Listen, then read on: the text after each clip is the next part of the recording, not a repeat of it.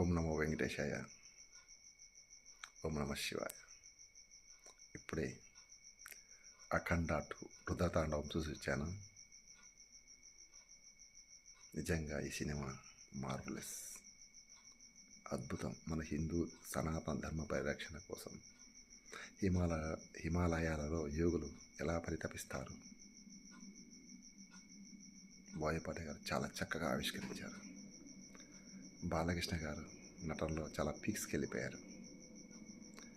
మన సనాతన హిందూ ధర్మం గురించి, దాన్ని రక్షించాల్సిన అవసరం గురించి, ఇప్పుడు యువత చేయాల్సిన చేయాల్సిన పని గురించి చాలా చక్కగా ఎక్స్ప్లెయిన్ చేశారు. ఒక కమర్షియల్ సినిమాలో ఇన్ని పెట్టి దేశ రక్షణ, సమాజ రక్షణ, ఇప్పుడు యువత ఎలా ఉండాలి అని ప్రతి ఒక్కటి కూడా ఎంత బాగా చూపించాడు బోయపాటి. నిజంగా బోయపాటి బాలకృష్ణ కోసం పుట్టాడేమో. ఎంత బాగుంది అసలు సినిమా. మాటలు, ప్రతి మాట తూటా మాదిరి వెళ్తుంది, ప్రతిదీ హృదయాల్లోకి తీసుకెళ్తుంది. ఎస్పెషలీ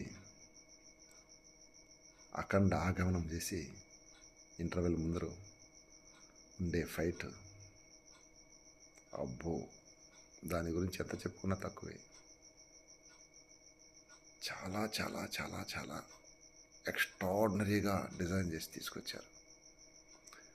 ఎంత బాగా తీసుకొచ్చారు, ఏమి కథ. అసలు అక్కడితో ఫీల్ అయిపోతాం మనం. సినిమా ఇంకెంతకు మించి ఇంకేం చూపిస్తామని. నిజంగా నాకైతే ఇంటర్వల్ బ్యాంగ్ క్లైమాక్సే. ఆ తర్వాత ఆ మహాకుంభమేళ గురించి, ఆ వైరస్ గురించి ఎక్స్ప్లెయిన్ చేసుకుంటూ వెళ్ళి హిందూ ధర్మం గురించి ఎక్స్ప్లెయిన్ చేసి చివరిలో ఏ మతాన్ని కూడా కించపరచకుండా పరమతం అని పేరు చెప్పి అన్నిటికీ మూలం మన సనాతన ధర్మం అని చెప్పాను.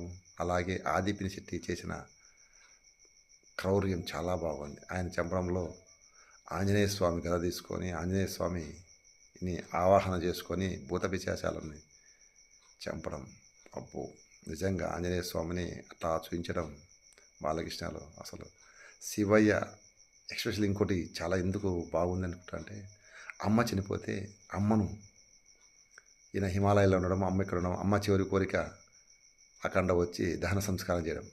దానికోసం ఆ కైలాసం శివుడే దిగి వచ్చి అఖండ రూపంలో ఆమెకి దహన సంస్కారం చేసి వెళ్తూ ఆమె ఆత్మ వచ్చి అఖండ అంటూ శివయ్య అని పిలిచడము, ఆ శివయ్య అమ్మకు అఖండ ఏం చేసి చెప్పడము, ఆమెను